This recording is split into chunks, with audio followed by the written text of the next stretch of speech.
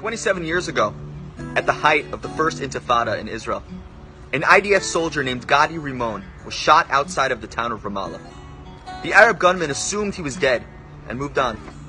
Shortly after, a young Israeli named Shlomo Bergman happened to be driving by and saw Gadi bleeding on the ground. He brought him into his car and sped off to the nearest Israeli hospital.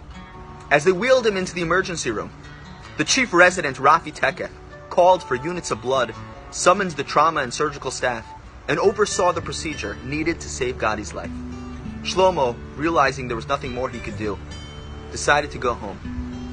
Gadi's parents arrived at the hospital minutes after Shlomo left. Several hours later, the doctors told them that the surgery was going well, and that their son Gadi was going to survive. 2 weeks later, Gadi returned to his home in Ashdod.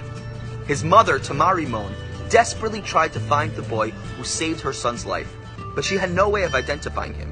She made endless phone calls and hung up signs in the grocery store that they own, as well as in stores throughout Ashdod and neighboring villages. The Rimon family needed to thank Shlomo for saving their son. Almost a year after the incident, Shlomo's mother, Anat Bergman, was visiting friends in Ashdod and happened to stop by the Rimon's grocery store.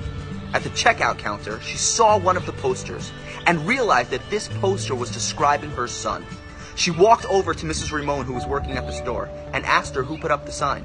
When Mrs. Rimon said that it was her, Mrs. Bergman stared